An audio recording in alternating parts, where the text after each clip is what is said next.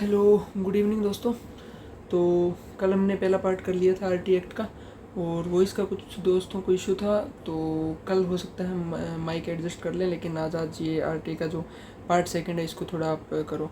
और आपको पता है जैसा कि स्पेशल एजुकेशन से रिलेटेड हमने ये इनिशिएटिव शुरू किया है कि क्योंकि टीचर भी कम है, कंटेंट कम है, तो हम कोशिश करते हैं कि हम खुद से रिसर्च करके कुछ प्रोवाइड करवाएं। ठीक है, तो कोशिश कर रहे हूँ मैं जितनी हो सकता है अच्छा करने की, कंटेंट लाने की, पीपीटी से जिस भी माध्यम से मुझे मिलता है उससे कर रहा हूँ कोशिश।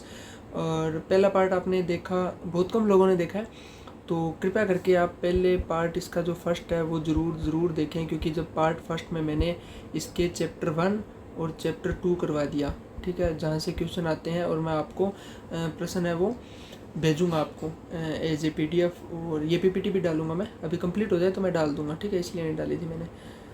ओके, तो लेट्स स्टार्ट सेकंड, और इसमें मैं आपको पार्ट 1 और चैप्टर 1 और चैप्टर 2 आपको रिवाइज़ करवाता हूँ। एक याद करने वाली चीज़ इसमें ये थी कि राममूर्ति समिति, जिसने इसको मौलिक अधिकार के अंदर इसको रखने के लिए उसने अपील की थी, ठीक है, सिफारिश की थी। उन्नयन कृष्णवाद, जिन्होंने 14 साल वालों के लिए बात की थी। सेकिया समिति, ठीक है, और उसके बाद 86वां संविधान संशोधन मैंने आपको बताया, उसमें हमने आर्टिकल 21A मौलिक अधिकार में 21A डाला, ठीक है, डीपीएसपी में 45, और मौलिक कर्तव्य के अंदर 51A के अंदर हमने मौलिक कर्तव्य में इसको डाला। ये चीज़ें मैंने आपको बता दी थी। फिर मैंने मैं अब आपको बताता हूँ चैप्टर 1 और एक मिनट यहाँ पर करता हूँ, चैप्टर 1 और चैप्टर 2। चैप्टर 1 में मैंने बोला था कि 1 और 2 है धारा, और चैप्टर 3 में 3, 4, 5 चैप्टर 2 में। तो अब मैं आपको फटाफट रिवाइज करवा देता हूँ। मैंने अध्याय भी आपको सिखाया था कि हम अध्याय को कैसे याद कर सकते हैं। अध्याय हम इस तरह याद कर सकते हैं, पहले हमें अपने जो पड़ोस में जो प्राथमिक स्कूल है वहाँ जाएंगे, हम अपने भाई को लेके या अपने बच्चे को लेके प्राथमिक स्कूल में जाएंगे, वहाँ पे हम अनिवार्य और निःशुल्क शिक्षा मिल रही है उसमें एडमिशन करवाएंगे। और ये क्या है, ये हमारी जिम्मेवारी है, मतलब अभिभावकों की उत्तरदायित्व है ये, ठीक है। अब उत्तरदायित्व अभिभावकों का हो गया, तो पेरेंट्स की क्या रिस्पॉन्सिबिलिटी है कि वो देखे कि विद्यालय और शिक्षक है जो, उनकी क्या रिस्पॉन्सिबिलिटी है, विद्यालय व शिक्षक की रिस्पॉन्सिबिलिटी पता करेंगे, ठीक है, उत्तरदायित्व। फिर हम देखेंगे कि ये पढ़ाएंगे क्या, उसमें पाठ्यक्रम चेक करेंगे 5 में। पाठ्यक्रम चेक करने के बाद 6 में हम अधिकारों की बात करेंगे, उनके अधिकारों के संरक्षण से रिलेटेड, और 7 के अंदर रूल एंड रेगुलेशन करेंगे। ये 7 चैप्टर मैंने आपको याद दिलाए थे, और 7 में मैंने 2 करवा दिए थे। अब अपने नेक्स्ट करेंगे 2 में। मैंने प्रारंभिक में 1 और 2 बताया। 1 और 2 में ये एक नॉर्मल संक्षिप्त वर्णन है उसका, ठीक है, और 2 के अंदर है परिभाषा, ठीक है, परिभाषा है इसमें कि 6 से लेकर 14 साल वाले बच्चे जाएंगे इसमें, और जो 14 साल जो विकलांग होंगे, दिव्यांग होंगे, वो 18 साल वाले तक जा सकते हैं इसमें। इसी तरह फिर निःशुल्क और अनिवार्य शिक्षा में 3, 4, 5 किया हमने। 3, 4, 5 में क्या था, कौन कौन जा सकता है निःशुल्क में, और 4 में क्या था कि एज से रिलेटेड बातें थी, 5 में क्या था टीसी से रिलेटेड थी। ये बातें मैंने आपको बता दी थी। दूसरे तो आप पार्ट 1 ज़रूर देखना, उसी से आपको कुछ समझ आएगा, वरना तो आप भूल जाओगे। और कोई भी किसी भी प्रकार की आप इंटरव्यू नहीं ले सकते, प्रेस परीक्षा के आधार पे उनका एडमिशन नहीं लिया जाएगा, कोई भी एक्स्ट्रा फीस नहीं ले सकते आप, ये आपको याद रहना चाहिए, ठीक है। और फिर मैंने करवाई थी धारा चैप्टर 2 में निःशुल्क शिक्षा और नेबरहुड, धारा 2 में, धारा 3 में। और धारा 3 के अंदर जो विशेष विकलांग होते हैं उनको भी आप एडमिशन दे सकते हो। आयु के अनुसार मैंने बताया था कि 5 साल का हमारा बच्चा हो गया तो अब उसको 6th ईयर से हम डालना शुरू करेंगे स्कूल में, तो 6 साल का हो जाएगा तो पहली क्लास में, 7 साल का दूसरी में, 8 का 3 में, 10 का 5 में, और 12 में 7 का। उस हिसाब से आप कैलकुलेट करना, हो जाएगा, ठीक है। और 5 में ट्रांसफ़र है, कोई भी बच्चा अगर दूसरे स्कूल में पढ़ना चाहता है तो वो अपना ट्रांसफ़र करवा सकता है। ये बात 5 में थी। ये मैंने कल आपको निष्कर्ष में बता दिया था कि 10 अप्रैल 2010 को पूरे देश में लागू हुआ था आरटी एक्ट, और राममूर्ति उसमें वाद आया, मोहनी वाद आया, उन्नयन कृष्णवाद आया, सेतीय समिति आई, तपस मंजूमदार समिति आई। ये मैंने सब कल करवा दिया था। फिर मैंने प्राथमिक, निःशुल्क, अभिभावक उत्तरदायित्व, विद्यालय उत्तरदायित्व, पाठ्यक्रम, अधिकार, रूल, ये सब मैंने आपको चैप्टर 7 कराए थे। चैप्टर 7 में धाराएँ बताई थी मैंने, और मैंने धारा 1, 2, 3, 4, 5 ये मैंने बता दी थी कंप्लीट, ठीक है। अब मैं अध्याय करता हूँ तीसरा स्टार्ट, ठीक है। तो तीसरे के अंदर क्या है, तीसरा है 7 से लेकर 11 तक। अब धारा 7 में क्या है, धारा 7 में वित्तीय उत्तरदायित्व कि जो भी गवर्नमेंट का क्या मतलब उसको में योगदान रहेगा, गवर्नमेंट उसमें क्या क्या कर सकती है, उसमें फाइनेंशियली क्या मतलब रिस्पॉन्सिबिलिटी है। तो केंद्र और राज्य का साझा उत्तरदायित्व मतलब शिक्षा है वो समवर्ती विषय का, समवर्ती सूची का विषय है, ये याद रखना, समवर्ती सूची का विषय है, एजुकेशन है जो, ठीक है, जिसमें केंद्र की भी रिस्पॉन्सिबिलिटी होती है, राज्य की भी रिस्पॉन्सिबिलिटी होती है। तो वित्तीय अनुदान कैसा होगा, 60 और 40। 60 और 40 का क्या मतलब है, अगर 100 रुपये हैं तो 100 में से 60 रुपये सेंट्रल गवर्नमेंट देगी और 40 रुपये स्टेट गवर्नमेंट देगी, ठीक है, ये मतलब होता है 60 और 40 का अनुपात का। और केंद्र सरकार करेगी खर्च का आंकलन और वित्त आयोग से अतिरिक्त संसाधन हेतु, और ये वही तो है केक जो मैंने बोला कि केक ऑडिट करके रिपोर्ट भेजेगा अपने, फिर उस हिसाब से फाइनेंशियल डिसीजन होगा। वित्त आयोग से अतिरिक्त संसाधन हेतु सिफारिश करेगा, ठीक है। अब क्या क्या कर्तव्य है केंद्र सरकार के, पहली बात तो कैरिकुलम होता है, पाठ्य चर्चा, जो भी एनसीईआरटी रूपरेखा तैयार करेगी उसकी रिस्पॉन्सिबिलिटी सेंट्रल गवर्नमेंट की है। जो भी टीचर आएंगे उनकी ट्रेनिंग से रिलेटेड जो रिस्पॉन्सिबिलिटी है वो सेंट्रल सरकार की होगी, ठीक है। और तकनीकी सहायता, जो भी एजुकेशन टेक्नोलॉजी हेल्प होगी, जैसे अनुसंधान रिसर्च हो गया, ठीक है, और इनिशिएटिव हो गया, ये सारे संसाधन उपलब्ध कराना ये सेंट्रल गवर्नमेंट का कर्तव्य होता है, ठीक है। ये होगी 7 में। 7 में मैंने क्या बताया, वित्तीय रूप से बताया, वित्तीय उत्तरदायित्व बताया। वित्तीय उत्तरदायित्व बताया कि समवर्ती सूची का विषय है, 6:4 के अनुसार उनके अंदर वो फंड जो सहायता आती है उस हिसाब से बढ़ता है, जो भी कार्य लिया किया जाएगा। फिर आता है समुचित सरकार का, इसमें आता है कि 6 से 14 साल बच्चों को अनिवार्य शिक्षा देनी है, ठीक है, 14 साल के बच्चों को अनिवार्य शिक्षा देनी है। आसपास जो भी नेबरहुड है उसमें विद्यालय उपलब्ध सुनिश्चित कराना, आधारभूत सुविधा भवन, शिक्षक, टीएलएम जैसे प्रबंधन करवाना, प्रवेश, उपस्थिति, शिक्षा पूर्णता मॉनिटर करना, कक्षा अनुरूप। अब मैं बताता हूँ क्या हुआ। 7 में हमने वित्तीय रूप से समझा, 8 में क्या था, 8 में रिस्पॉन्सिबिलिटी थी, ऊपर भी सेंटर की रिस्पॉन्सिबिलिटी थी, लेकिन जो 8 के अंदर रिस्पॉन्सिबिलिटी आई वो इस तरह से थी कि जिसमें हम कंप्लीट उत्तरदायित्व है उसका, कि बच्चे कितने से कितने एज के आएंगे, दूसरे स्कूल में जा सकते हैं नहीं जा सकते हैं, पाठ्यक्रम से रिलेटेड, उनके भवन से, शिक्षक से रिलेटेड, प्रवेश से, उपस्थिति और मतलब जो भी ट्रांसफ़र होंगे उनसे सारे कर्तव्य जो भी हैं वो धारा 8 में है। धारा 9 में लोकल बॉडीज़, धारा 9 में जो लोकल बॉडी के अधिकारी होंगे वो कौन से कार्य करेंगे, वो ये काम करेंगे, बालकों का डेटा रखेंगे, कितने बच्चे पहली क्लास में आ रहे थे, पहली क्लास में मतलब पहले साल 20 बच्चे आ रहे थे, तो दूसरे साल जब दूसरी क्लास में वो ट्रांसफ़र हुए 20 बच्चे, तो वो स्कूल 10 ही जा रहे हैं, वो 10 बच्चे जो हैं वो या तो स्कूल छोड़ गए या फिर वो कहीं दूसरे ट्रांसफ़र हो गए। ये चीज़ें बालकों का रिकॉर्ड रखने के लिए करना पड़ेगा हमें। प्रवासी परिवारों के बच्चों का प्रवेश, जो भी बाहर से आ रहे हैं लोग, फैमिली आ रही है जिनकी, जैसे यूपी के लोग राजस्थान में आ रहे हैं तो उनके बच्चों को भी एडमिशन देना, ठीक है। और गतिविधियों का शैक्षिक कैलेंडर, जो आप देखना पंचांग वो निकलता है, वार्षिक पंचांग होता है स्कूल के अंदर, जब ऑफिस में जाते हैं ना तो वहाँ पे सर के टेबल पे इतना एक बड़ा सा कैलेंडर लगा होता है, वो गवर्नमेंट जारी करती है, ठीक है। तो वो शैक्षिक कैलेंडर हो गया। स्कूल कार्यों को निरंतर मॉनिटर करना, ये लोकल बॉडीज़ के काम होते हैं। लोकल बॉडीज़ के ये काम होते हैं, रिकॉर्ड रखना है, प्रवासी परिवारों को एडमिशन देना है, गतिविधियों के बारे में शैक्षिक कैलेंडर जारी करना और स्कूल कार्यों को मॉनिटर करना, ठीक है। अब ये देखो मैंने बताया 7, 8, 9 3 चीज़ बताई ना। अब मुझे बताओ 7 में क्या था। 7 में था वित्तीय उत्तरदायित्व, ठीक है। 8 में क्या था, उसका समुचित सरकार का, समुचित मतलब कंप्लीट उसका उत्तरदायित्व, समुचित सरकार का उत्तरदायित्व। 9 में क्या था, जो लोकल बॉडीज़ है उनका। ये याद रखना यार, धारा, मैं मजाक नहीं कर रहा, ये धारा से क्वेश्चन आए हुए हैं, मैं आपको दिखाऊंगा बाकायदा, तो आप याद रखना। और 10 में क्या है, 10 में है माता पिता का उत्तरदायित्व। जो माता पिता का उत्तरदायित्व मैंने बोला था ना, अध्याय 3 में आएगा, चैप्टर 3 में, सॉरी हाँ चैप्टर 3 में, तो वो चैप्टर 3 में ये उत्तरदायित्व है वो माता पिता का। और ये अपने जो फर्स्ट ग्रेड का एग्ज़ाम हुआ था, जो हमारे होते हैं जीएस का, उसमें ये प्रश्न पूछा गया है कि जो आरटी एक्ट है हमारा 2009 का, उसमें माता पिता का उत्तरदायित्व कौन सी धारा में है। ये बाकायदा क्वेश्चन पूछा कौन सी धारा में है, तो 10 नंबर धारा में है। आप वहाँ पे रिकॉल कर पाओगे, अच्छे से रिकॉल कर पाओगे। अगर पूरा आपने सेट तैयार कर लिया ना, 7 चैप्टर का 39 धाराओं का सेट तैयार कर लिया एकदम इजी वे में, तो आपको कंप्लीट याद रहेगा। और एक क्वेश्चन आया था कि जो टीचर्स का जो उत्तरदायित्व है वो कौन से चैप्टर में, उनके लिए चैप्टर पूछा था। टीचर्स का उत्तरदायित्व कौन से में है, तो वो हमने देखा था 4 नंबर में उनका उत्तरदायित्व था, और 3 नंबर में माता पिता का उत्तरदायित्व था, और धारा 10 के अंदर माता पिता के कर्तव्य की बात की गई है। 11 में ECCE मतलब अर्ली चाइल्ड केयर एजुकेशन, जिसमें 3 से 6 वर्ष के बच्चों को बाल्यावस्था देखभाल और शिक्षा करता है। अब ये हो गया चैप्टर 3 कंप्लीट। अब मैं आपको चैप्टर 3 फटाफट से रिकॉल कर लो, फटाफट से।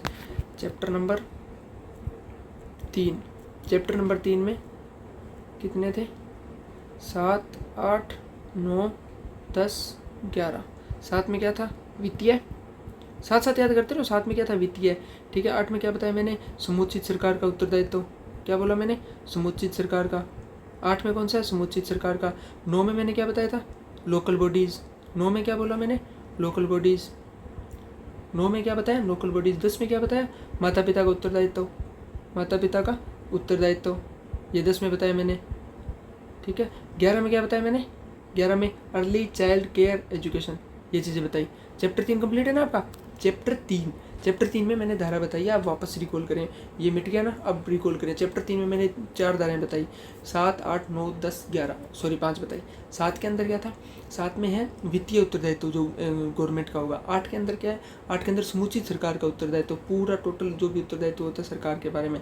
9 में क्या था, लोकल बॉडीज़ का उत्तरदायित्व, कौन से डाटा रखेंगे। 10 में क्या था, 10 में माता पिता का उत्तरदायित्व है, और 11 में अर्ली चाइल्ड केयर एजुकेशन है, जो 3 से 6 वर्ष के बच्चे होते हैं। ये भी क्वेश्चन है ये भी क्वेश्चन है कि अर्ली चाइल्ड केयर एजुकेशन है, उसमें कितने साल के बच्चों को होता है, तो ये है 3 से 6 ईयर्स के, ठीक है, ये याद रखना, ठीक है। तो मैंने चैप्टर 1 हो गया, चैप्टर 2 हो गया, चैप्टर 3 हो गया। अब आएगा चैप्टर सबसे बड़ा, सबसे इंपॉर्टेंट, 4 नंबर चैप्टर। इंपॉर्टेंट भी है, क्वेश्चन भी बनते हैं उससे, तो 4 नंबर चैप्टर करते हैं। अब 4 नंबर में पहले मुझे अध्याय का नाम बताओ। अध्याय का मैंने नाम बताया था टीचर्स का रिस्पॉन्सिबिलिटी, टीचर्स रिस्पॉन्सिबिलिटी, ये बताया था ना मैंने, टीचर्स की रिस्पॉन्सिबिलिटी चैप्टर 4 में। तो वही करेंगे अपने, विद्यालय और शिक्षकों का उत्तरदायित्व। अब देखते हैं धारा पहले बड़ी बड़ी मैं आपको बताता हूँ, फिर उसको डीप में जाएंगे। 12 से 15 करेंगे प्रवेश से रिलेटेड हम बातें। 12, 13, 14, 15 क्या करेंगे हम जाएंगे स्कूल में। हम कहाँ गए, स्कूल में। स्कूल में जाने के बाद हम स्कूल में क्या किया, स्कूल में हमने चीज़ें याद की, हमने गिनती सीखी, 12, 13, 14, 15। स्कूल में गए, स्कूल में जाते ही प्रवेश की बातें हुई, प्रवेश की बातें होती हमने सीखा 12, 13, 14, 15, ये काउंटिंग हमने सीखी। अब बात करते हैं, जब हमने काउंटिंग सीखी तो हमें याद है कि यार बेटे की स्कूल के अंदर हमारी सेफ्टी से रिलेटेड या डिसिप्लिन से रिलेटेड कोई चीज़ें है क्या, कोई भी टीचर आ रहा है हमें मार रहा है, कोई भी टीचर आ रहा है डांट रहा है, ऐसा कोई रूल है क्या कि हमें को मार ना पड़े। तो वो बात सरकार ने फिर बोल दी 16 और 17 में कि भाई बच्चों को ढंग से पढ़ाना है, ढंग से कहाँ रोकना है, कहाँ नहीं रोकना, मारपीट करनी है नहीं करनी, वो सब उन्होंने 16-17 में कहा। अब ठीक है, बच्चों को ये भी पावर मिल गई कि मारना है नहीं मारना, इसके बारे में पता चल गया। अब बेटे बच्चे बात करें कि यार अपने स्कूल के अंदर टीचर्स का रोल क्या है, मतलब कोई रूल है क्या कि टीचर्स क्या पढ़ाएंगे, उनकी क्वालिफिकेशन क्या होनी चाहिए, वो ये सब्जेक्ट ही क्यों पढ़ा रहे हैं, हिंदी वाला मैथ क्यों नहीं पढ़ा रहा, मैथ वाला हिंदी क्यों नहीं पढ़ा रहा, वो ये भी तो सोचेंगे ना। तो फिर शिक्षा के प्रावधान का बात उन्होंने की, वो आई 23, 24, 25, 26, 27, 28, ठीक है। और जो बीच वाले बच्चे हैं उनको मैं धीरे धीरे करवा दूंगा। तो प्रवेश किया, प्रवेश करते 12, 13, 14, 15 हमने काउंटिंग सीखी, 16, 17 हमने मारपीट के बारे में बातें की है, शिक्षा के प्रावधान से रिलेटेड 23 से लेकर 28 तक है, ठीक है। अब चलते हैं अपने आगे 12। अब फटाफट याद कर लो, 12, 13, 14, 15 आगे रिपीट होगी, ये फिर से रिपीट होगी ये चीज़ें सारी। तो आप मेरे साथ याद करते रहना। हम स्कूल गए, याद रखना, ठीक है। मैं आपको स्टोरी सुनाता हूँ, स्टोरी से याद करेंगे हम, बहुत ही अच्छे तरीके से याद करेंगे। मैं स्कूल गया, अब स्कूल वो भूल जाना, चैप्टर में हम स्कूल गए थे, कैसे कैसे गए थे वो एक साइड याद रखना। अब हम चैप्टर 4 के अंदर हम स्कूल में जा रहे हैं। स्कूल में गए, स्कूल में जाते ही हमें धारा 12 दिखी बोर्ड के ऊपर, और धारा 12 पे बोर्ड पे लिखा हुआ था कि 25% बच्चों को निःशुल्क शिक्षा दी जाएगी।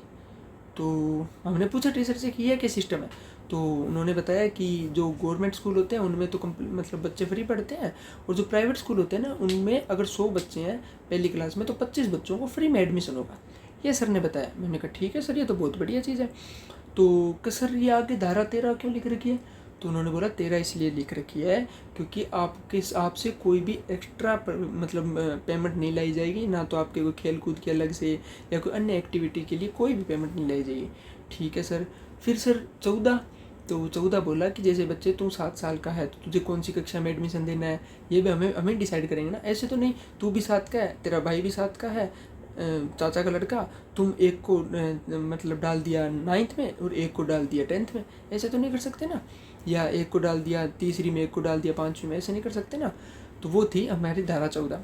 फिर सर 15 में क्या है, तो 15 में यही है कि जो भी मतलब एडमिशन डेट होती है उसके बाद अगर कोई बच्चा आए तो उसको एडमिशन देना है कि नहीं देना। अच्छा, तो मतलब 12, 13, 14, 15 में ये बातें थी कि 12 के अंदर तो 25% एजुकेशन देंगे सर ने बताया। अब मैं खुद रिकॉल कर रहा हूँ कि सर ने बताया कि 12 के अंदर तो मुझे 25% एडमिशन मिलेगा, 13 के अंदर मुझे जो भी कोई भी एक्स्ट्रा शुल्क नहीं लिया जाएगा, 14 के अंदर कोई भी मतलब हम कौन सी क्लास में एडमिशन लेंगे वो बातें हैं, और 15 के अंदर ये बात है कि किसी बालक को प्रवेश इनकार नहीं करवाया जाएगा। ठीक है सर, बहुत बढ़िया ये तो। अब देखो 16 और 17 बताया था ना मैंने, 16, 17 उसकी सुरक्षा से रिलेटेड है। तो किसी भी बच्चे को उसे कक्षा में रोका नहीं जाएगा। अगर आप जैसे पहले जो छुआछूत की प्रथा थी, जो घटिया किस्म की ये सोच थी कि जो ऐसी कैटेगरी का उसको क्लास के बच्चे बोलते नहीं थे या उसको छूते नहीं थे, ये जो घटिया सोच थी वो सोच नहीं होनी चाहिए क्लासरूम में। क्लासरूम में सब इक्वल है, कोई भी बच्चा कहीं भी बैठे, कोई रोक टोक नहीं होनी चाहिए उसको। ये बात बोली 16 के अंदर। 17 में क्या बोली, किसी भी प्रकार के बच्चों को मानसिक और शारीरिक दंड नहीं दिया जाएगा, टॉर्चर नहीं किया जाएगा बच्चे को, ये बात बोली 17 के अंदर। तो अब याद हो गया ना, 13, 12, 13, 14, 15, 16, 17। देखो आप चलते जाओ स्मूथली, मैं आपको सारी धाराएं याद करवा दूंगा। ठीक है, अब चलो 18, 19, 20। 18, 19, 20 में वही चीज़ें हैं, विद्यालय के मान और मानक और मान्यता। अब स्कूल से रिलेटेड ये पहले जो हमने किया ना 13, 14, 15, 16, 17, 18, 16, 17, ये था बच्चे से रिलेटेड, स्टूडेंट से रिलेटेड।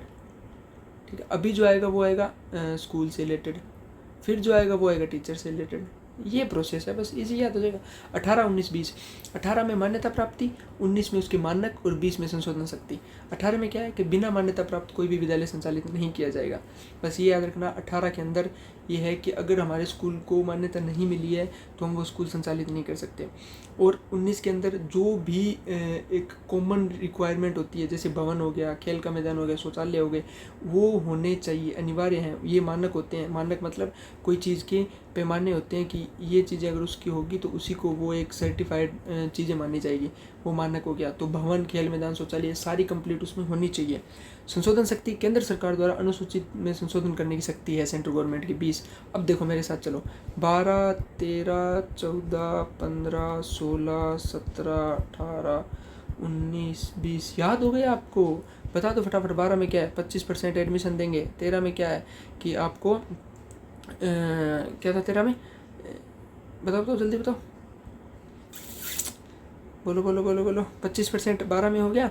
और 13 में सर ने बोला था, बोर्ड पे लिखा था कि कोई भी एक्स्ट्रा फीस नहीं ली जाएगी। ठीक है, 14 में क्या बोला कि 14 में क्या बोला, बताओ बताओ जल्दी बताओ, भूलो मत यार, खुद भूल रहा हूँ मैं ठीक है, लेकिन मैं बताता हूँ आपको। 12 में था कि 25% एडमिशन होगा। 13 में था कि जो क्या बोला मैंने, 13 में अभी बताया था ना आपको, कोई भी एक्स्ट्रा फीस नहीं ली जाएगी। 14, 15, 16, 17, 18, 19, 20 और 14, 15 में क्या था, देख ही लेता हूँ मैं, कमी याद है। हाँ सॉरी भूल गया था। 14 में कौन सी एज में प्रवेश देना है वो बताना है। 15 के अंदर कौन कौन सी मतलब उसमें बातें हैं। 15 के अंदर प्रवेश से रिलेटेड मतलब वो कोई भी एडमिशन डेट के बाद अगर कोई आए तो एडमिशन देना है। 16 और 17 पनिशमेंट से रिलेटेड थी। 16 रोक टोक नहीं है, 17 पनिशमेंट है। 18, 19, 20 ये स्कूल से रिलेटेड है। 18 में मान्यता प्राप्त जो है उन्हीं को संचालित करने का है। 19 में जो भी अनिवार्य है तो उनके बारे में 20 के अंदर सरकार संशोधित कर सकती है। आप ये मत सोचना मुझे नहीं आ रहा तो मैं पढ़ा क्यों रहा हूँ, मैं स्टूडेंट ही हूँ, मैं खुद तैयारी कर रहा हूँ, तो आप मुझे याद हो रहे हैं इसलिए मैं आपको याद करवा रहा हूँ। ठीक है, धारा 21, अब साथ साथ चलते हैं, फटाफट करेंगे, अब कोई दिक्कत नहीं है। धारा 21 विद्यालय प्रबंधन समिति। 20 तक हमने स्कूल से रिलेटेड देखा।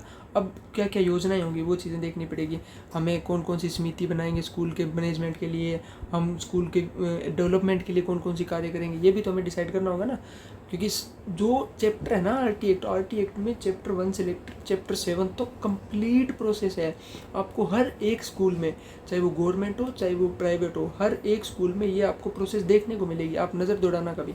21 में क्या है, विद्यालय और प्रबंध समितियाँ कि 75% माता पिता संरक्षण सदस्य होंगे उसमें, और यह विद्यालय कामकाज की निगरानी और विकास योजना तैयार करेगी। ये याद रखना, जो भी समिति बनाई जाएगी स्कूल में तो वहाँ पे 75% जो सदस्य होंगे वो पेरेंट्स होंगे, और 25% स्कूल के स्टाफ और टीचर हो सकते हैं। ठीक है, 21 में ये बात बोले, 21 में 75, ठीक है, ऐसे याद रखना, 21 में 75। 22 में फिर योजनाएं बनाएंगे, एक विकासशील योजना बनाई जाएगी, भविष्य के सरकारी अनुदानों का आधार होगा। ठीक है, 21 और 22 होगा। 21 में 75% सदस्य पेरेंट्स होंगे, 22 में हम डेवलपमेंट के लिए योजना बनाएंगे। फिर शिक्षा से संबंधित कौन कौन से, अब टीचर आ गए यहाँ पे, अब टीचर को करेंगे हम फटाफट। 23 से 28 मैंने बताया था। तो 23 में क्या होता है, टीचरों के लिए जो भी न्यूनतम शैक्षिक अहार्ताएँ हैं वो कंप्लीट होनी चाहिए। ठीक है, अप्रशिक्षित शिक्षकों को प्रशिक्षण हेतु समय दिया था, 2017 के अंदर संशोधित किया था। ठीक है, तो कहीं भी आ सकता है कि आरटी एक्ट 2009 के अंदर टीचर से रिलेटेड जो अहार्ताएँ हैं वो कौन से में है, तो वो है धारा नंबर 23 में। शुरू में हम एंट्री करते ही टीचर वाले पोर्शन में एंट्री करते हैं, हम सबसे पहले उनकी एजुकेशन क्वालिफिकेशन डिसाइड करेंगे। एजुकेशन क्वालिफिकेशन डिसाइड होने के बाद हमने उनको स्कूल क्लासरूम में एंट्री दी, एंट्री देने के बाद उनका क्या कर्तव्य है ये भी तो डिसाइड करेंगे ना। आर्टिकल 24 बताएगा कि उनका कर्तव्य क्या है, ये उनके कर्तव्य के बारे में बात करेगा। आर्टिकल 24 कर्तव्य क्या है, नियमित और समय से पालन करना, पाठ्यक्रम पूरा करवाना, बालकों को सीखने की क्षमता का आकलन करवाना, अभिभावकों के साथ नियमित बैठक कराना। बस 23 एजुकेशन क्वालिफिकेशन क्या है टीचर की। 24 उसके साथ कर्तव्य क्या है, उसकी रिस्पॉन्सिबिलिटी क्या है क्लासरूम को लेकर। ठीक है, और ये होना चाहिए 30:1, मतलब 30 बच्चों के ऊपर एक टीचर होना चाहिए। आगे एक स्पेशल पीपीटी है उसमें भी दिया हुआ है। जो धारा 25 है वो बताती है कि प्राथमिक स्तर पर 30 बच्चों पर एक टीचर होना चाहिए। ठीक है, तो ये चीज़ें हैं इसमें धारा 25। तो 23, 24, 25 कंप्लीट। 23 में एजुकेशन क्वालिफिकेशन, 24 के अंदर उसकी रिस्पॉन्सिबिलिटी कर्तव्य, 25 के अंदर 30:1 का ये रेशो जो है। 26 शिक्षकों की रिक्तियाँ कुल स्वीकृत संख्या की 10% से अधिक नहीं होगी। ठीक है, इसमें क्या है कि 26 है वो बोल रहा है कि जो भी टीचर हैं जिनकी मतलब सीट खाली है तो 10% से ज़्यादा सीट खाली नहीं होनी चाहिए। जितनी भी स्वीकृत है, अगर 20 स्वीकृत है तो 2 से ज़्यादा टीचर खाली नहीं होनी चाहिए, मतलब 3 नहीं हो सकते, ये चीज़ें बोली गई है। ठीक है, 10% की बात की है। तो 25 के अंदर 30:1 होना चाहिए, 26 के अंदर 10% ज़्यादा खाली नहीं होनी चाहिए। ठीक है, 27 के अंदर जो मतलब टीचर क्या क्या काम करते हैं आपने देखा होगा, अभी जनगणना चल रही है टीचरों को लगा दिया, कोविड में लोगों को जागरूक करने के लिए टीचर को लगा दिया, चुनाव में टीचर को लगा दिया। तो ये उनके गैर शैक्षणिक कार्य होते हैं, उनकी जनगणना, आपदा में, राहत सूचना में, ये उनके कार्य होते हैं। इसके अलावा उनकी कहीं ड्यूटी नहीं लग। अभी एक क्वेश्चन आया था उसमें 4 ऑप्शन थे, एक था जनगणना, एक था चुनाव, एक था आपदा रहित, और एक था प्लस पोलियो का कैंपेन। तो प्लस पोलियो वाला कैंपेन है ना, ये नहीं लगा सकता टीचर। ठीक है, इसी तरह सिर्फ जनसंख्या, आपदा और राहत चुनाव और जैसे काम कर सकता है ये, और कोई भी प्राइवेट ट्यूशन नहीं देगा टीचर अपने घर पे। ये 28 के अंदर कंप्लीट टीचर का पोर्शन कंप्लीट हो गया। 23 फटाफट मेरे साथ रिकॉल करो, चलो इसको नहीं देखेंगे अब हम साथ में याद करेंगे। 23, 24, 25, 26, 27, 28। 23 के अंदर क्या था जल्दी बताओ, एजुकेशन क्वालिफिकेशन। ठीक है, एजुकेशन क्वालिफिकेशन की बात थी। 25 के अंदर क्या था, उसकी रिस्पॉन्सिबिलिटी क्या है। ठीक है, 26 के अंदर क्या था, 26 के अंदर बताओ जल्दी से बताओ। 26 के अंदर क्या था, 26 के अंदर 30:1 की बात थी। सॉरी, 25, 26, 27, 28, 23, 24। 25 के अंदर 30:1 होना चाहिए।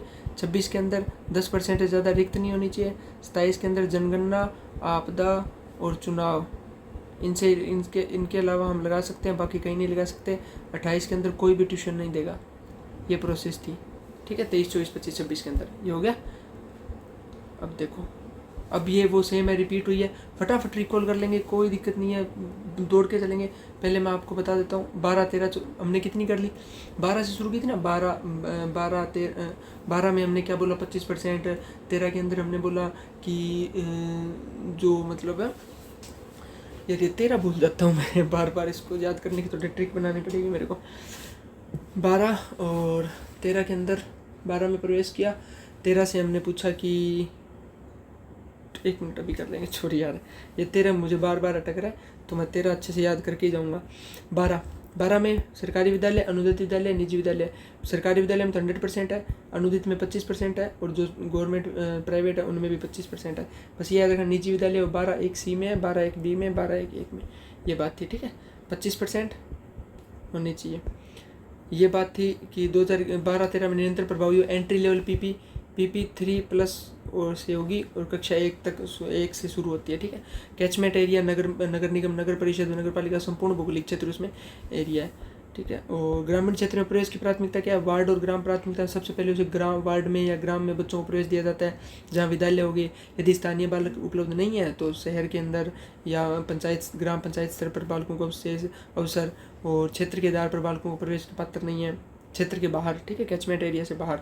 और विशेष वरीयता में अनाथ दिव्यांगों को वरीयता दी जाएगी प्रवेश के लिए, ठीक है। ये बात इसी में होगी। 25% कोटा मैंने बता ही दिया। और वरीयता का क्रम निर्धारित सॉफ्टवेयर द्वारा रैंडम विधि द्वारा किया जाता है, ठीक है। ये रहा शुल्क, सॉरी 12 में था 25%, 13 में था कोई भी एक्स्ट्रा नहीं शुल्क नहीं लिया जाएगा, ठीक है। नो कंपटीशन शुल्क, नो स्क्रीनिंग, समान अवसर। ये याद रखना, नो कंपटीशन शुल्क, नो स्क्रीनिंग, समान अवसर। 12-13 उल्लंघन, ये इंपॉर्टेंट है, उल्लंघन होने पे क्या प्रावधान है। अगर कोई भी कंपटीशन शुल्क ले रहा है कि आपको कंपटीशन शुल्क देना पड़ेगा, तो जितनी भी अगर 1000 रुपये लिए हैं तो उसका 10 गुना, अगर 1000 रुपये लिए हैं तो उसका 10 गुना, मतलब 100 रुपये लिए हैं तो अगर उसका 10 गुना 1000 रुपये लिए जाएंगे। पहली बार में स्क्रीनिंग प्रक्रिया अगर अपनाई है तो पहली बार में 25,000 का जुर्माना है, दूसरी बार में 50,000 का जुर्माना है। ये जुर्माने याद रखना, जितनी भी ली गई राशि उसका 10 गुना, और स्क्रीनिंग में पहली बार 25,000, दूसरी बार 50,000, ठीक है। 14 किसी को भी आयु मतलब किस हिसाब से, आयु के हिसाब से उनको प्रवेश मिलेगा वो देखना। और 15 में प्रवेश इनकार नहीं कर सकते आप, ठीक है। किसी भी बालक को आयु प्रमाण पत्र के अभाव में प्रवेश, और किसी के पास अगर एज सर्टिफिकेट नहीं है तो ऐसा नहीं है कि आप उसको एडमिशन नहीं दोगे, आप उसे एडमिशन दो एक बार के लिए, बाद में तैयार करवाएंगे। ये चीज़ें थी। नियमित परीक्षाएं होनी चाहिए। और RT संशोधित 2019 में क्या हुआ ये याद रखना, ये इंपॉर्टेंट है क्योंकि ये लेटेस्ट संशोधन है RTE 2019। इसमें हमेशा मतलब 5वीं और 8वीं की नियमित परीक्षा अनिवार्य है, और हर साल पुनः परीक्षा 2 महीने के भीतर होनी चाहिए। जो भी सप्लीमेंट्री आए हैं, जो फेल हुए हैं, उनके लिए हर 2 महीने में वापस करवानी है, जिससे वो अपना सुधार सके। और सरकार छात्र को उस कक्षा में रोकने का निर्णय ले सकती है। मतलब ऐसा भी हो सकता है कि किसी बच्चा अगली कक्षा के लिए अनुकूल नहीं है तो वो उसी कक्षा में वापस रख सकते हैं। और प्रारंभिक शिक्षा पूरी होने तक स्कूल से नहीं निकाला जा सकता। आप किसी भी बच्चे को निकाल नहीं सकते, वो अपनी इच्छा से जाए वो एक अलग बात है। 16 और 17 बताया था मैंने, 16 और 17 बताया था ना। 16 के अंदर वही था कि किसी भी को अपनी रोक नहीं सकते, किसी को क्लास में आने से, किसी को बाहर नहीं निकाल सकते। 17 के अंदर उसको दंड नहीं दे सकते, और 17 दंड नहीं दे सकते। अब 18 वाली स्कूल की बात थी, 18, 19, 20 ये थी ना 3, हाँ। तो 18 अगर बिना मान्यता प्राप्त कोई स्कूल चला रहा है तो उसको 1 लाख का जुर्माना है, 10,000 का अतिरिक्त दंड है। 1 लाख का जुर्माना और पर डे 10,000 के हिसाब से उसको दंड लगेगा। ये धाराएं याद रखना। 18 और ये 21, 18, 19 और 20, 18, 19, 20 बता देना मैंने। 18 के अंदर कि उसको मान्यता प्राप्त होनी चाहिए। 19 के अंदर उसके फिक्स मानक हैं कि विद्यालय में क्या होना चाहिए, शौचालय, भवन, कक्षाएं और पानी की व्यवस्था, ये सब। और 20 के अंदर संशोधित कर सकती है गवर्नमेंट। ये 18, 19, 20, 21 था, ठीक है। फिर आता है विद्यालय प्रबंधन समिति, बताया मैंने 21 के अंदर कि समिति बनेगी। समिति के अंदर 2 चीज़ें याद रखना समिति में, बहुत इंपॉर्टेंट है, बहुत ज़्यादा इंपॉर्टेंट है कि 75% अभिभावक होने चाहिए और उन अभिभावकों में 50% महिलाएं होनी चाहिए। मतलब जो टोटल 100 होगा उसमें 50 तो लेडीज़ होंगी, ठीक है। और उस 100 में से 75 अभिभावक होंगे। 75% अभिभावक, 50% महिलाएं, और अल्पसंख्यक स्कूलों में केवल सलाहकार, ठीक है। ये धारा 21 में था। 22 में मैंने डेवलपमेंट बताया, कैसे विद्यालय प्रबंधन समिति, ये बता दिया ना कि 25%, 50% कमज़ोर। और 22 के अंदर विद्यालय विकास की योजनाओं को तैयार करना, मॉनिटरिंग करना, प्राप्त अनुदान निगरानी, 22 में बता दिया, ठीक है। 21-22 हो गया। मुख्य जिम्मेदारी वही हो गया, 22-23 हो गया ना, सॉरी 21-22 हो गया। अब आता है 24 में शिक्षकों करते हुए बताए ना मैंने, अभी बताए थे। 23-24 कौन से किए थे अपने, वही सेम है। 23-24 उनका डीप है। 25, 26, 27, 28 इसमें एजुकेशन क्वालिफिकेशन। 24 के अंदर उसके दायित्व, 25 के अंदर दायित्व होने के बाद उसका 30:1 का जो रेशो है 26 के अंदर क्या था, 10% से ज़्यादा रिक्त नहीं होनी चाहिए। 27 में क्या, उनको कहाँ कहाँ पर लगा सकते हैं, जनगणना में, चुनाव में, आपदा में। 28 के अंदर कोई भी ट्यूशन नहीं लेगा, यही बातें। और कर्तव्य क्या है, ये बात इसने बोली है, समयबद्ध बनाए रखना, पूरा पाठ्यक्रम समाप्त करना, रिकॉर्ड रखना, अभिभावकों को नियमित जानकारी देना, ट्यूशन पढ़ाना प्रतिबंध। ये किस में आ गया, सॉरी, दायित्व तो 25 में आ गया। 10% ज़्यादा रिक्त नहीं होंगे, ये 26 में आ गया, ठीक है। 10% ज़्यादा नहीं, 30 पर एक छात्र होंगे, 30 छात्रों पर एक टीचर होगा। और जो उच्च प्राथमिक क्षेत्र होता है ना, 6 से 8 की क्लास होती है, उनमें 35 छात्रों पर एक शिक्षक होगा, ठीक है। 27 में मैंने बता दिया, गैर शिक्षक 10 वर्ष की जनगणना में काम लगा सकते हैं, आपदा रहित में उनका यूज़ कर सकते हैं, चुनाव कार्य में उनका यूज़ ले सकते हैं, ठीक है। अब ये रहा, कंपटीशन शुल्क लेने पर कितना दंड है, 10 गुना दंड है। ये PYQ है, ये PYQ है जो PPT ने उठाए हैं, और मैंने ही इसको कमांड दी थी। और बिना क्या आयु प्रमाण न होने पर प्रवेश को रोका जा सकता है, नहीं रोका जा सकता। 2019 के संशोधन के आधार पर किन परीक्षाओं का लेना अनिवार्य है, 5वीं और 8वीं का, ठीक है। ये बात 23-28 मैंने अभी बता दिया, सब कुछ कंप्लीट। 25, 26, 10% रिक्त नहीं होना चाहिए। 13 के अंदर प्रवेश शुल्क, ये थोड़ा एक्स्ट्रा PPT हो गया, इसको मैं आपको थोड़ा मैनेज करके दूंगा, ठीक है। 29-30 और देख लो थोड़ा, 28 तक कर लिया। 29-30 में ये पाठ्यक्रम, 29-30 में मूल्यांकन उस पाठ्यक्रम का। संविधान के अनुरूप शिक्षा होनी चाहिए, बालक का सर्वांगीण विकास होना चाहिए, प्रतिभा का निर्माण होना चाहिए, ठीक है। और एक्टिव बेस्ड है कि बाल केंद्रित गतिविधियाँ आधारित होनी, मातृभाषा में होनी चाहिए, सतत और व्यापक मूल्यांकन हो। धारा 30 कक्षा 8 तक कोई भी बोर्ड परीक्षा नहीं है, धारा 30 ये बोलते कोई भी बोर्ड परीक्षा नहीं होगी 30 में, ठीक है। धारा 30। तो अधिकारों का संरक्षण और शिकायत, अब फटाफट, अब थोड़ा सा है, बस 9 ही बचे हैं, जल्दी हो जाएगा। अधिकारों का संरक्षण और शिकायत, तो 31 के अंदर आयोग कर सकती है। राष्ट्रीय राज्य बाल अधिकार संरक्षण आयोग अधिकारियों की निगरानी करेंगे और उनके पास सिविल कोड जैसी होगी। 31-32, 29-30 क्या था, 28 तक हमने किया। 29-30 क्या था, 29-30 था बच्चों के बारे में कि उनके पाठ्यक्रम से रिलेटेड और उनके मूल्यांकन से रिलेटेड, ये 29-30 में था। अब हम 31-32 में जाएंगे। 31 में आयोग की शक्तियाँ हैं, और 32 में शिकायत निवारण के लिए आप शिकायत करोगे कोई भी स्थानीय प्राधिकारी को, 3 माह के भीतर उसका निपटान अनिवार्य है। याद रखना, 3 महीने में निपटान हो जाना चाहिए 31-32 से, ठीक है। ये बातें थी। 33, 34, 35 बहुत ही बढ़िया तरीके से व्यवस्थित किया है। 33 राष्ट्रीय, 34 राज्य, 35 निर्देशित शक्ति। 33 राष्ट्रीय परिषद जिसमें केंद्र सरकार द्वारा गठित होगा, अधिकतम 15 सदस्य होंगे, मुख्य कार्य प्रभावी का होगा, प्रभावी, ठीक है। और राज्य परिषद धारा 34 15 सदस्य होंगे। निर्देशित धारा 35 केंद्र राज्य स्थानीय प्राधिकरण SMS अधिनियम पालन हेतु निर्देश जारी किया गया, ठीक है। 33, 34, 35 याद रखना। 33 राष्ट्रीय परिषद, 34 राज्य परिषद, 35 केंद्र निर्देश के बारे में। 36, 37, 38, 39 ये चारों एक साथ करते हैं हमने, ठीक है। धारा, अब रूल और रेगुलेशन बताया था ना मैंने आगे 28 के बाद 29 से, तो धारा चैप्टर 7 चल रहा है ये। धारा कानूनी कार्रवाई हेतु सक्षम अधिकारी की पूर्व मंजूरी, ठीक है। कोई भी अगर कानूनी कार्रवाई हो रही है तो उसके लिए पहले ऑफिसर है वहाँ का जो, उसकी पूर्व मंजूरी आवश्यक है। ये 36 में बोला। 37 में बोला गुड फेथ के किए गए कार्यों के विरुद्ध कोई भी याचिका दायर नहीं होगी। 38 के अंदर समुचित सरकार का नियम बनाने का अधिकार होगा। और 39 के अंदर केंद्र सरकार कठिनाइयों को दूर कर नहीं सकती है। बस ये रूल एंड रेगुलेशन है, ये था, ठीक है। ये राजस्थान वाला है, ये मैं करवाऊँगा अभी थोड़ी देर में।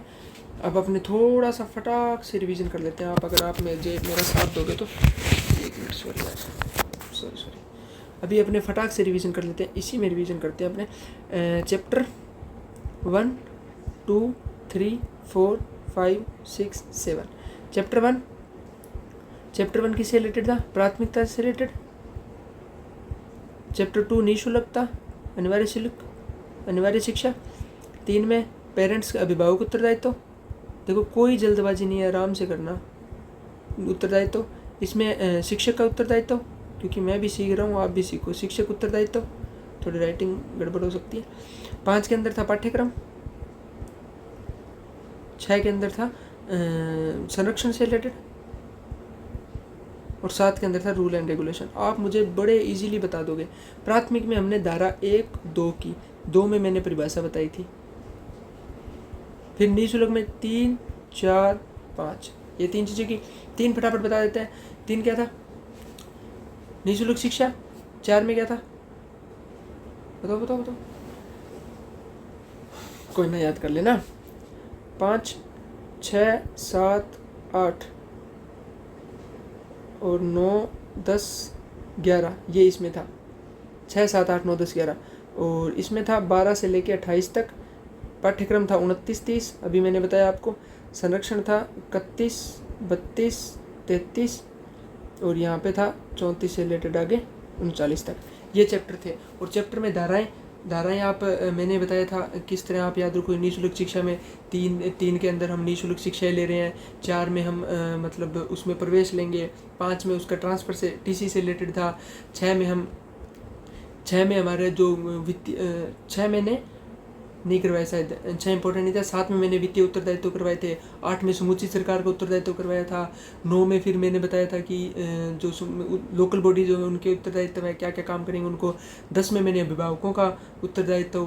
11 के अंदर मैंने क्या बताया, 11 में मैंने बताया कि 10 में अभिभावकों का था और 11 में कुछ एक मिस्टेक हो रही है मेरे, स्लिप हो रही है ढंग से, मुझे याद है 11 में मैं बताऊँगा, रुको एक बार, ठीक है। तो 12 में फिर वही निःशुल्क प्रवेश लेंगे, मैंने बताया था हम एंट्री कर रहे हैं। 12 में हम एंट्री कर ली, स्कूल में एंट्री करी। फिर 13 में हमने वो पूछा कि सर एज से रिलेटेड वाला कि कौन सी एज वालों को कौन से एडमिशन दिए जाएंगे। 14 में फिर हमने पूछा कि किसी को प्रवेश से रोका नहीं जाएगा, ठीक है। 12, 13, 14 और 15 में ट्यूशन नहीं करवाया जाएगा, ठीक है। 15, 16, 17 में क्या था, 16, 17, 18, 19, 20 ये थी ना 3 चीज़ें। 1 मिनट मैं साथ में रिकॉल, क्योंकि मैं नहीं चाहता गलत यार पढ़ो, फिर यार आपको प्रॉब्लम होगी। इससे अच्छा मैं पढ़ाई दूंगा ना, क्यों, मुझे कोई दिक्कत नहीं है, मैं दोबारा देख के बता सकता हूँ। 14 में कोई भी समय सीमा से बाहर प्रवेश करना चाहे तो ले सकता है। 14 के अंदर आयु से रिलेटेड था और 13 के अंदर कोई कंपटीशन फीस नहीं ली जाएगी, ठीक है। 13, 14, 15, 16, 17 वही, हाँ सॉरी, 16 के अंदर किसी को निष्कासित नहीं किया जाएगा। 17 के अंदर शारीरिक दंड नहीं दिया जाएगा। 18 में कोई भी स्कूल चला रहा है, मान्यता प्राप्त नहीं है तो उसको जुर्माना लगाया जाएगा। 19 में उसके मानक होंगे। 20 में उसके केंद्र सरकार वो रूल रेगुलेशन बना सकती है। 21 और 22 के अंदर हमने देखा समिति बनेगी। 21 में, 22 में डेवलपमेंट होगा।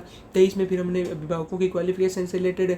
24 में उनके उत्तरदायित्व। 25 में 30:1 का रेशो होना चाहिए। 25-26 के अंदर हमने देखा 10% ज़्यादा रिक्त नहीं होनी चाहिए। 26-27 में हमने देखा 10% से रिक्त हो गया। और 27 में हमने देखा उनको कौन कौन सी जगह ड्यूटी लगाई जा सकती है। 28 में हमने देखा कि उनको कोई भी ट्यूशन नहीं अलाउड है, ठीक है। 28 तक देखा। 29-30 में हमने देखा पाठ्यक्रम, उनका मूल्यांकन। फिर आगे हमने चले 31-32 जहाँ पे रूल रेगुलेशन में था और उनके आगे 32 में था वो कोई भी मतलब जो शिकायत की जाएगी, शिकायत निवारण तंत्र था।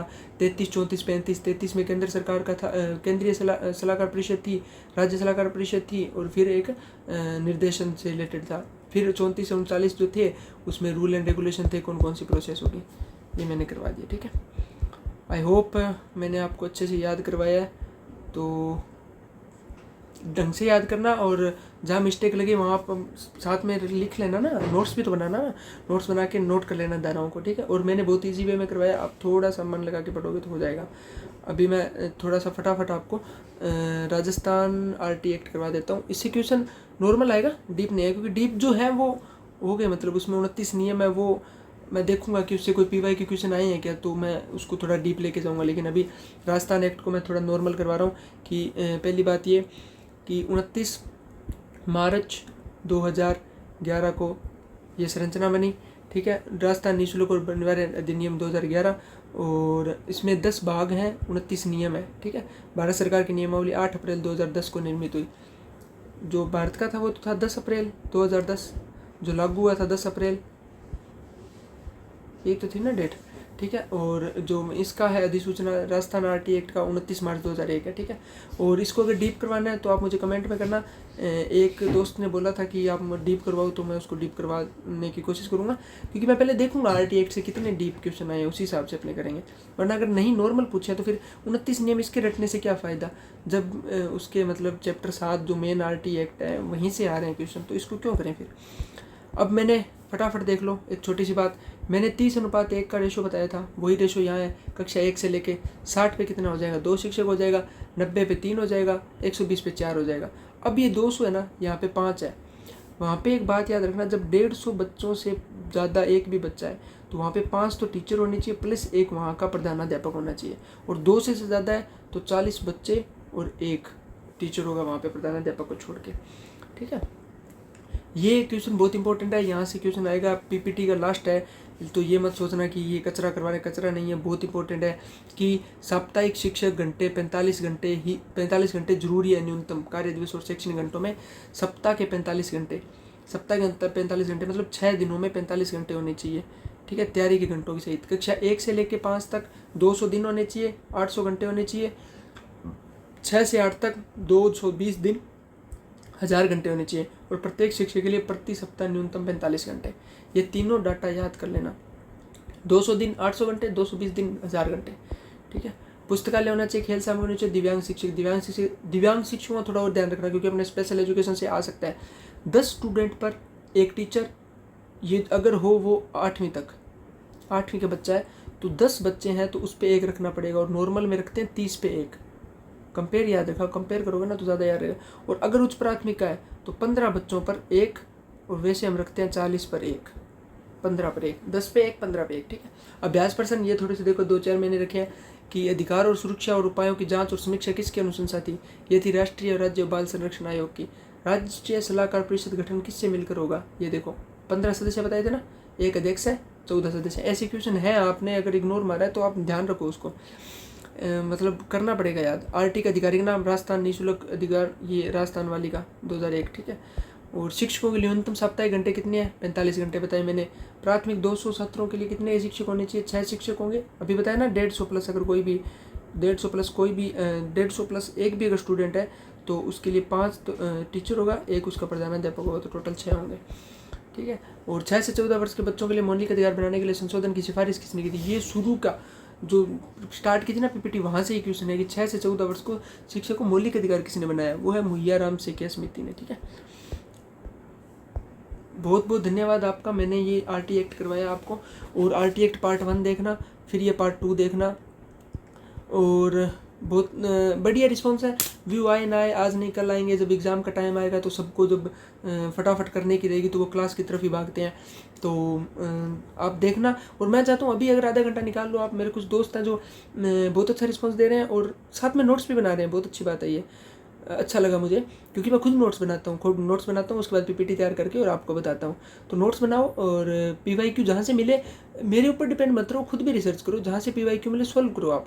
और आज ये जो धारा कराई है ना मैंने, इसके एक एक क्वेश्चन में आपको एक कोचिंग की PDF भेजूँगा आपको, वो देखना, एक एक क्वेश्चन, उसके 40 क्वेश्चन है, मैं आपको ग्रुप में भेजूँगा, अच्छे से देखना। ठीक है, और सोल्व करना और मुझे बताना आपका क्या स्कोर रहा। बहुत अच्छा लग रहा है आपसे मतलब बात करके, आपको पढ़ा के हुए, क्योंकि 10 स्टूडेंट का रिस्पॉन्स आ रहा है, वो 10 ही अच्छे हैं, कोई दिक्कत नहीं है। क्योंकि कंपटीशन भी तो इतने हैं ना, 5-6 हज़ार फॉर्म भरेंगे, 100 सीट है, तो कंपटीशन भी तो यही है ना, जो लगा रहेगा उसको सफलता मिलेगी, जो नहीं लगा, जो सिर्फ टाइम पास करेगा, जिनको फेमस फेस से पढ़ना है, जो सिर्फ चर्चित चेहरे हैं उनसे पढ़ना है, क्वालिटी से कॉम्प्रोमाइज़ कर सकते हैं तो पढ़ो, कोई दिक्कत नहीं है। और जिनको फेस के दिमाग में ना रख के क्वालिटी पढ़नी है तो क्वालिटी मिल रही है। तो मैं आई होप कि अच्छा ही कर रहा हूँ मैं, और अगर कोई सजेशन हो तो आप बताना।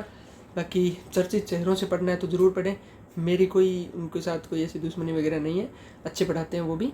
लेकिन ये थोड़ा नया इनिशिएटिव है, इसमें सब नए हैं, कोई भी पुराना टीचर नहीं पढ़ा सकता, नई फील्ड के लोग हैं वही पढ़ा सकते हैं, तो थोड़ा सपोर्ट करना।